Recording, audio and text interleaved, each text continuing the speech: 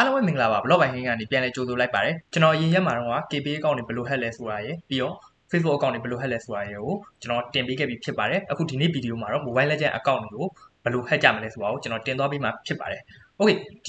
ကိစ္စကိုမပြောခင်မှာကျွန်တော်အရင်ဆုံးဒီ Mobile Legends အကောင့်တွေကို hacking လုပ်ဖို့အတွက်လူအများစုသုံးကြတာက phishing link တွေပါဘာလို့လဲဆိုတော့ကြတော့ဒီ Mobile Legends အကောင့်တစ်ခုကိုငါ ID တိတယ်သူဖွင့်ထားတဲ့ Gmail ကိုတိတယ်ငါဒီဥစ္စာကို hacking လိုက်လုပ်မယ်ပြီးတော့ဒီ account ကိုယူလိုက်မယ်ပေါ့မွန်တွန်း account ကိုငါတိရလိုက်ပြီးတော့ဒီ computer တွေနဲ့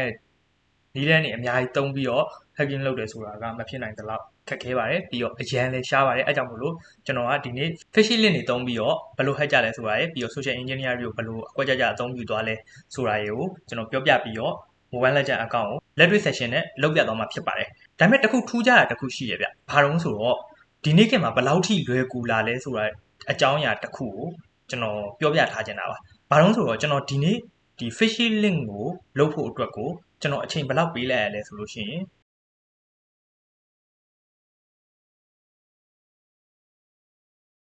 10မိနစ်အောက်ပါပို့ပြီးတော့တိတိကျကျပြောရမယ်ဆိုလို့ရှိရင်9မိနစ်နဲ့6မိနစ်ကြာအလွန်ဆုံး9မိနစ်မကျော်တဲ့မိနစ်အတွင်းမှာကျွန်တော်ဒီ phishing link အကုန်လုံးကိုလုပ်ပြီးသွားတာပါလုပ်တယ်လို့ပြောအောင်ကျွန်တော်ဒီ programming language တွေဘာညာတွေအများကြီးသုံးစရာလိုခဲ့လားဆိုတော့ဘာသူမှကိုသုံးစရာမလိုခဲ့ပါဘူးလုံးဝကို automatic tool တွေအများကြီးနဲ့ဒီတိုင်းလေးကောက်ပြီးတော့ run သွားရုံပါပဲကျွန်တော်အဓိကသုံးသွားတာ Telegram bot တွေကိုသုံးပြီးတော့ API key တွေနဲ့လုပ်လိုက်တာဒါပေမဲ့ဒီမတိုင်ခင်မှာတော့ကကျွန်တော်ဒီ phishing link တွေနဲ့ပတ်သက်ပြီးတော့အများကြီး try ခဲ့ဘူးတယ်ဘယ်လိုမျိုးလဲဆိုလို့ရှိရင်ကျွန်တော် website တွေထောင်တာမျိုးပြီးတော့ဒီ website တွေနဲ့ကျွန်တော်တို့ဒီ UI တွေကိုပြန်ပြီးတော့coding တွေပြန်ယူပြီးတော့ပြန်ပြီးတော့ပြင်ပြီးတော့ laptop တွေကိုပြန်ဝင်လာအောင်ကိုယ့်ရဲ့မှာ folder တွေထဲကိုဒီ password တွေပြန်ဝင်လာအောင်ကျွန်တော်တို့လုပ်တာမျိုးတွေအများကြီးရှိတယ်အဲ့ဒီ link အနေနဲ့ဆိုလို့ရှိရင်ကျွန်တော်အရင်တော့ research လုပ်ခဲ့ဘူးတော့ဆိုလို့ရှိရင်ကျွန်တော်အဲ့လိုမျိုး link တစ်ခုရဖို့အတွက်ကိုကျွန်တော်ခန့်မှန်းခြေ10နာရီကနေ15နာရီ20ဝန်းကျင်လောက်ထိကြာတတ်ပါတယ်ဒါတောင်မှကျွန်တော် coding တွေကိုယ်တိုင်ရေးတာမဟုတ်ဘူးအကုန်လုံးက copy ဆွဲသွားတာ copy ဆွဲပြီးတော့ source တွေကနေယူတယ်ပြီးတော့လိုအပ်တယ်လို့ဖြန့်ညက်ကတ်တွေလုပ်ပြီးတော့ run နဲ့ phishing link ပုံစံမျိုးပါဒါပေမဲ့ဒီနေ့ကျွန်တော်ရလိုက်တဲ့ information တွေကအရန်ကိုပဲ automated ဖြစ်လို့ ਨੇ တအားလဲလွယ်လွန်းနေတယ်အဲကြောင့်မို့လို့လဲခုချိန်မှာဒီ Telegram account hack ခံရတဲ့အကြောင်းတွေ Mobile Legends account hack ခံရတာတွေ Facebook account hack ခံရတာတွေအများကြီးတောက်လျှောက်ကျွန်တော်တို့ဒီ banking payment တွေအထိကိုပဲတောက်လျှောက် hack ခံနေရတာဖြစ်ပါတယ်အဲ့တော့ကျွန်တော်ကဒီနေ့ဒီဗီဒီယိုကိုတင်ပေးရခြင်းအကြောင်းရင်းကလူတွေကိုလိုက်ပြီးတော့ Mobile Legends account တွေလိုက် hack ကြမယ် KPA account တွေလိုက် hack ကြမယ်ဆိုတာမျိုးကျွန်တော်လိုက်ပြီးတော့တင်ပေးနေတာမဟုတ်ပါဘူးအဓိကကျွန်တော်လုပ်ပြသွားခြင်းတဲ့အကြောင်းအရာကသူတို့ဘယ်လိုလုပ်လဲဆိုတာကိုသိလို့ရှိရင်ကျွန်တော်တို့ဘယ်လိုကာကွယ်ရမလဲဆိုတာပို့ပြီးတော့သိပါတယ်ကျွန်တော်အရင်တင်ခဲ့ပေးမှုတဲ့ဒီ KPA account hack လေးဗီဒီယိုဆိုလို့ရှိရင်လည်းကျွန်တော်ကြည့်လိုက်မယ်ဆိုတာနဲ့ကျွန်တော်ပြောပြထားတဲ့ဟာတွေအကုန်လုံးကဒီ scammer တွေရဲ့ perspective ကနေကျွန်တော်ကြည့်ပြီးတော့ပြောပြပေးထားတာ scammer ကျွန်တော်ဒါ scammer တယောက်ဆိုလို့ရှိရင်ဘယ်လို approach လုပ်ပြီးတော့ဘယ်လိုဒီ information တွေကိုရအောင်ယူမလဲဆိုတဲ့ဟာကိုကျွန်တော်တွေးပြီးတော့ကျွန်တော်အဲ့ဒါတွေကိုစာအုပ်ထဲမှာချရေးပြီးတော့အဲ့အဆင့်တွေတန်းကိုကျွန်တော်ပြန်ပြီးတော့ဆင်ကြည့်ပြီးတော့မှဖြစ်နိုင်တဲ့အရှိဆုံး method တစ်ခုကိုကျွန်တော်ချပြသွားတာဖြစ်ပါတယ်အဲ့တော့ဒါပေမဲ့ကျွန်တော် key factor တွေကိုခြံထားတယ်ဘာလို့လဲဆိုတော့ကျွန်တော်ဒီ tutorial ကြီးလုပ်ပြီးတော့မင်းတို့ကနေဒီလိုလုပ်လို့ရတယ်ဆိုပြီးတော့သွားပြလိုက်လို့ရှိရင်ပွားထားလာမှာပြဿနာတွေကအများကြီးပဲပြီးတော့နောက်တစ်ခုကျွန်တော်ဒီဗီဒီယိုမှာတခါတည်းပြောချင်တာတစ်ခုကကျွန်တော်အရင်ဗီဒီယိုမှာကြုံခဲ့ရတဲ့အတွေ့အကြုံပေါ့ဘာလို့ဆိုတော့ကျွန်တော် Facebook account hack နီးဆိုပြီးတော့ဗီဒီယိုတစ်ပုတ်တင်လိုက်တယ်ဒါပေမဲ့အဲ့တင်လိုက်တဲ့ဗီဒီယိုတင်ပြီးတိတ်မကြခင်မှာပဲပြဿနာပေါင်း1000တက်လာတော့အဲ့ဒါဘာလို့ဆိုတော့ကြတော့ဒီ account လေး hack ပေးပါဒီ account လေး hack ပေးပါကြီးသားဖောက်ပြန်နေလို့ဒီလူကတော့ဘာဖြစ်နေလို့နာမည်တွေသုံးပြီးအချက်ခွဲနေလို့ okay ပါနောက်နေ့ကြာလို့ရှိရင်ကိုယ့်ပုံတွေကိုသုံးပြီးတော့ဖွင့်ထားတဲ့ fake account တွေကိုဘယ်လို Facebook ကိုဘယ်လို report တင်ပြီးတော့ account ပြန်အောင်ဖျက်လို့ရလဲဆိုတဲ့အကြောင်းအရာကိုကျွန်တော်အသေးစိတ်ပြန်ပြီးတော့တင်သွားပေးမှာဖြစ်ပါတယ်အဲ့တော့ကျေးဇူးပြုပြီးတော့ message box ကိုရောက်လာပြီးတော့ Mobile Legends account hack ခိုင်းတာမျိုးတွေပါတယ်မတောင်းဆိုပါနဲ့ကျွန်တော်လုပ်ပြီးမှမဟုတ်ပါဘူးကိုယ်တိုင်ရဲ့မှ account ကိုခိုးခံရတာဆိုလို့ရှိရင်တော့အချက်လက်ရှိနေသေးလို့ရှိရင်ကျွန်တော်စီကိုလာပြီးတော့ပြောပြပါကျွန်တော်အတက်နိုင်ဆုံးကူညီပေးပါမယ်ကျွန်တော်လည်းအရန်ကျွမ်းကျင်တဲ့လူတယောက်တော့မဟုတ်ပါဘူးကျွန်တော်ဒီနယ်ပယ်ထဲမှာလည်းကျွန်တော်ကျင်လည်နေတဲ့လူတယောက်မဟုတ်ဘူးဝါသနာပါလို့လေ့လာပြီးတော့ပြန်ပြီးတော့ဒီနည်းပညာတွေကိုပြန်ပြီးတော့မျှဝေနေရပြီးတော့မျှဝေရဆိုပေမဲ့လည်းကျွန်တော်များသောအားဖြင့်တော့ဒီ knowledge share တွေပိုင်းကိုအဓိကသွားတာများတယ်အဓိကကတော့ဒီ scammer တွေပွားထလာတဲ့ခေတ်ကြီးမှာဗျာဒီ scammer တွေကိုဘယ်လိုကာကွယ်ရမလဲဆိုတာကိုလူငယ်တွေဒါမှမဟုတ်လူကြီးတွေအကုန်လုံးကိုဒီ knowledge တွေရှိစားသေးချင်တာကျွန်တော်ပြောရလို့ရှိရင်ဗျာကျွန်တော်လူမျိုး ဒီ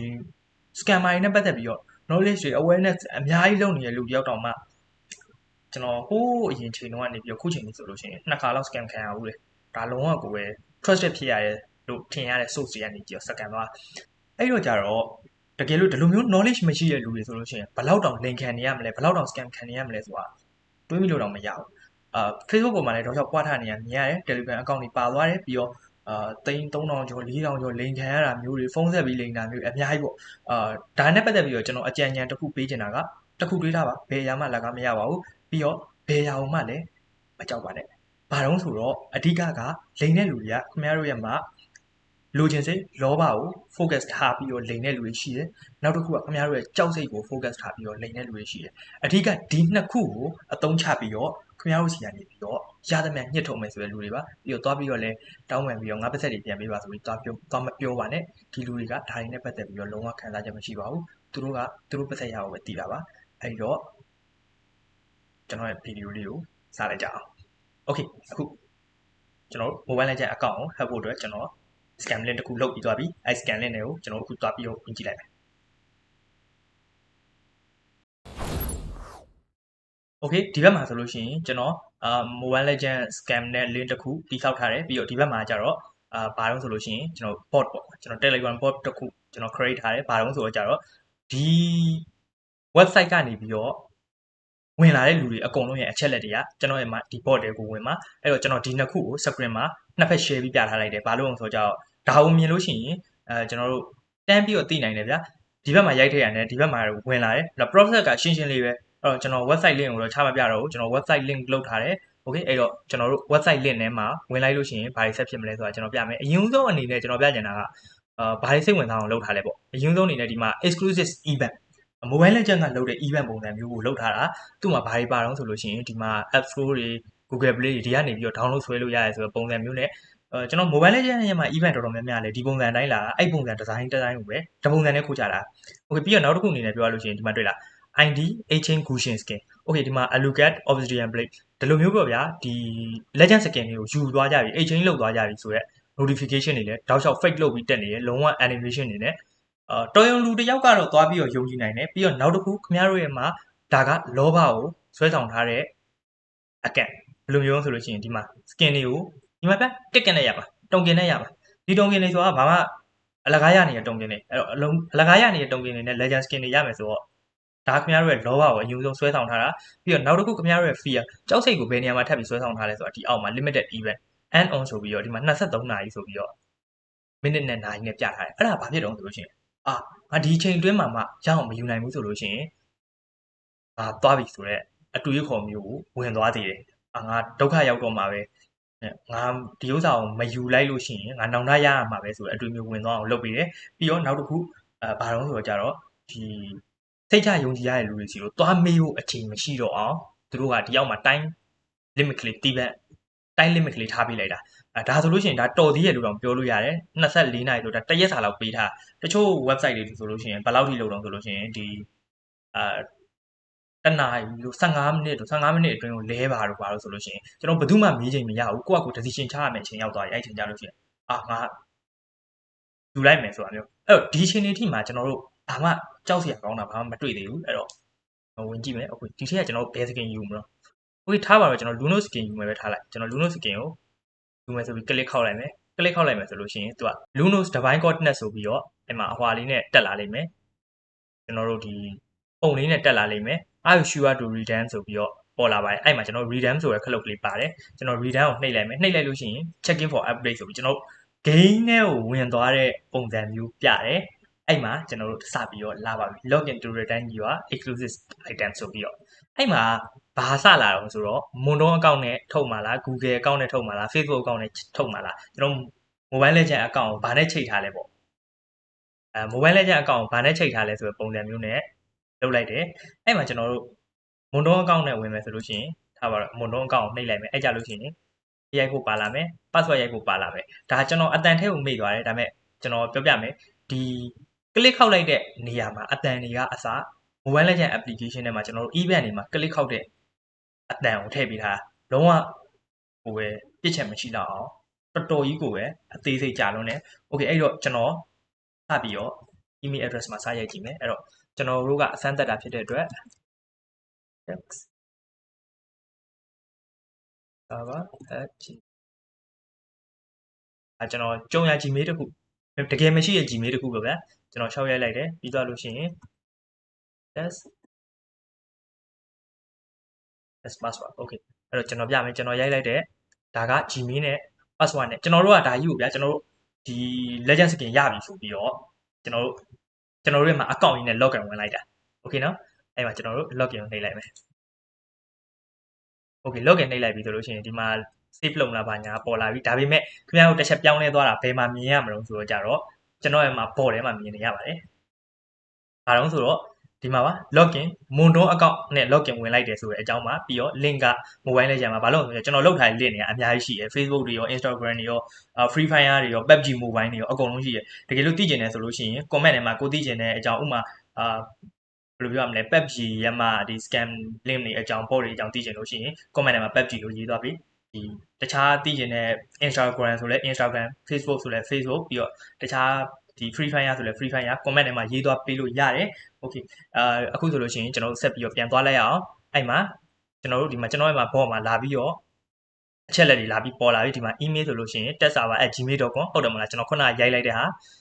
ပြီးတော့ password မှာ test password ဟုတ်တယ်နော်ကျွန်တော်ရိုက်လိုက်တဲ့ password ပဲဒါ country location ဆိုတာကြတော့ကျွန်တော်အခုရောက်ရှိနေတဲ့နိုင်ငံကျွန်တော်ကာတာမှာနေနေရအကြောင်းမလို့ကျွန်တော် location ပါလာတယ်ပြီးတော့ကျတော့ dial code ကကြတော့ကျွန်တော်မှာ phone number ရမှာဒီ country code ပေါ့ country code ကတော့အဲ့လောက်ကြီးပြဿနာမရှိဘူးပြီးတော့ IP address ပါလာတယ်အဲ့ဆိုလို့ရှိရင်ဒီမှာသူတို့က gain ID တွေပါထပ်ပြီးတော့တောင်းတယ်ဒီမှာ gain ID တွေထပ်ထည့်လိုက်မယ်ကျွန်တော်တို့ phone number တွေထပ်တောင်းတယ် okay phone number တွေထပ်ထည့်လိုက်တယ် account level ဆိုကြည့်ဒီလိုမျိုးရွေးလို့ရတဲ့အထိကိုထည့်ပေးထားတာဗျာ okay account level ကျွန်တော်81လောက်ထည့်လိုက်မယ်ပြီးသွားရင် verification ဆိုပြီးတော့ပို့လိုက်လို့ရှိရင် processing account ဆိုပြီးပြလိုက်မယ် we are glad ဆိုပြီးတော့ထပ်ပြပါတယ်ပြောတာကတော့ရပြီပေါ့ပြီးတော့ကြတော့ဒီ verification ဖြစ်ဖို့အတွက်24နာရီစောင့်ရမယ်ဆိုတာမျိုးပြန်လာတယ်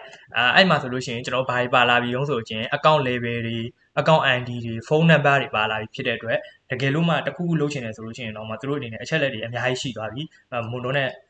တကယ်လို့ account hack ခံရတယ်ဆိုပြီးတော့ကျွန်တော်တို့ဘက်ကပြန်ပြီး recovery ပြန်လိုက်တဲ့အခါမျိုးတွေမှာတောင်မှသူတို့စီမှာဒီ data တွေရှိနေတဲ့အတွက်နည်းနည်းလေးတော့အာရုံနောက်စရာကိစ္စတွေအများကြီးဖြစ်လာနိုင်တယ် okay အဲ့တော့ဒါဆိုလို့ရှိရင်တော်တော်လေးသိတာသွားပြီဗျာကျွန်တော်တို့ဒီ mobile legend account ကိုဘယ်လို hack မလဲဆိုတာဒီတိုင်းပဲကောက်ဟက်သွားတာပဲခင်ဗျားတို့ mobile legend ရဲ့မှာဖွင့်ထားတဲ့ Facebook account ပြီးလိုက်ရင် Facebook account ရော mobile legend account ရောပါသွားမယ် Gmail နဲ့တွဲထားရဆိုရင် Gmail ရော mobile legend account ရောပါသွားမယ် Mondon account ကြီးပေးလိုက်ရင်တော့ Mondon account ကြီးနဲ့ mobile legend account ကြီးပါသွားလိမ့်မယ်အဲ့တော့အကောင်းဆုံးကျွန်တော်အနေနဲ့ recommend ပေးတာကတော့ကိုက mobile legend လဲဆော့တယ်ပြီးတော့ mobile legend ထဲမှာ diamond နဲ့ skin တွေလည်းအများကြီးတုံးထားတယ်တန်ကြီးတွေလည်းအရန်ကြီးနေတဲ့ account တွေဆိုလို့ရှိရင်ဖြစ်နိုင်လို့ရှိရင် 2 step တွေခံထားပါ2 step ခံထားတာမမှားပါဘူး2 step ခံထားတာနေရာတိုင်းမှာ2 step ခံထားတင်ပါတယ်ပြီးတော့ password တွေကိုအမြဲတမ်း remind လုပ်ပြီးတော့မမေ့အောင်မှတ်ထားပါပြီးတော့အဲ့ password တွေကိုလည်းဘယ်တော့မှ note ထဲမှာချရေးထားတာမျိုးစာအုပ်ထဲမှာမှတ်ထားတာမျိုးမလို့လုံးဝမလုပ်ပါနဲ့အန်ဒီအရန်များပါတယ်နောက်ဗီဒီယိုမှာကျွန်တော် password တွေကိုအလွယ်တကူဘယ်လိုမှတ်ထားလို့ရမလဲဆိုတဲ့အကြောင်းအရာနဲ့ပတ်သက်ပြီးတော့ကျွန်တော်ဗီဒီယိုလေးတစ်ခုလုပ်သွားပေးဖို့အစီအစဉ်ရှိပါတယ်။ Okay ဒါလောက်ဆိုလို့ရှိရင်ကျွန်တော်လုပ်ပြသွားတာလုံလောက်မယ်လို့ထင်ပါတယ်။တကယ်လို့နောက်ထပ်ဒီ PUBG Mobile နေပြီးတော့ Instagram နေ Facebook တွေပြီးတော့နောက်ထပ်အနေနဲ့ပြောလို့ရှိရင် Free Fire လို့ဟာမျိုးတွေပြီးတော့နောက်ထပ်ကိုသိကျင်တဲ့တခြား game တွေရောအဲ့လို scam link တွေနဲ့လောက်တာမျိုးတွေထပ်ပြီးတော့သိကျင်သေးရဆိုလို့ရှိရင် comment ထဲမှာရေးသွားပေးလို့ရပါတယ်။ Okay တကယ်လို့ဒီဗီဒီယိုလေးကကြည့်ရလဲအဆင်ပြေတယ်ပြီးတော့ brother တို့အတွက် knowledge တွေတစ်ခုရသွားမယ်။ကိုယ့်ရဲ့ mobile legend account တွေ hack မခံရအောင်ကာကွယ်နိုင်ဖို့အတွက်အသုံးဝင်တဲ့ knowledge တွေရသွားတယ်လို့ထင်တယ်ဆိုလို့ရှိရင်ကျွန်တော်ရဲ့ comment လေးမှာရေးသွားပေးလို့ရပါတယ်ပြီးတော့ဒီလိုမျိုး content တွေကိုဆက်ပြီးတော့ကြည့်နေတယ်ဆိုလို့ရှိရင်ကျွန်တော်ရဲ့ channel လေးကို subscribe လုပ်ပေးသွားလို့ရပါတယ်အားလုံးကိုကျေးဇူးတင်ပါတယ်နောက်ဗီဒီယိုမှာပြန်တွေ့တာပေါ့ကျွန်တော်ကတော့ Hey ပါ